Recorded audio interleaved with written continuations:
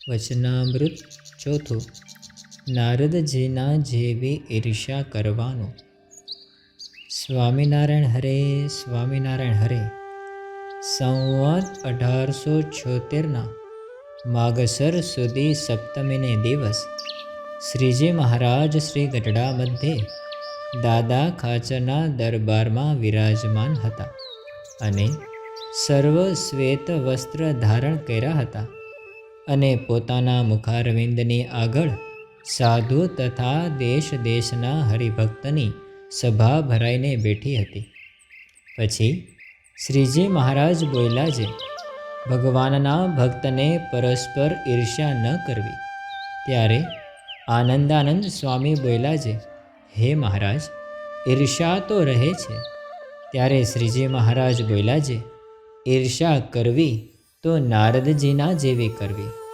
જેમ એક સમયને વિશે નારદજી અને તુમરુ એ બે વૈકુંઠને વિશે લક્ષ્મીનારાયણના દર્શન કરવા ગયા.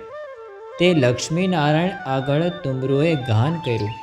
તેણે કરીને લક્ષ્મીજી તથા નારાયણ એ બે પ્રસન્ન થઈને તુમરુને પોતાના વસ્ત્ર આભૂષણ આપ્યા. ત્યારે નારદજીને તુમરુ ઉપર ઈર્ષ્યા આવી છે. હું તુમરુના જેવી ગાન વિદ્યા શીખું અને ભગવાનને પ્રસન્ન કરું. પછી નારદજી ગાન વિદ્યા શીખતા હવા અને ભગવાન આગળ ગાતા હવા.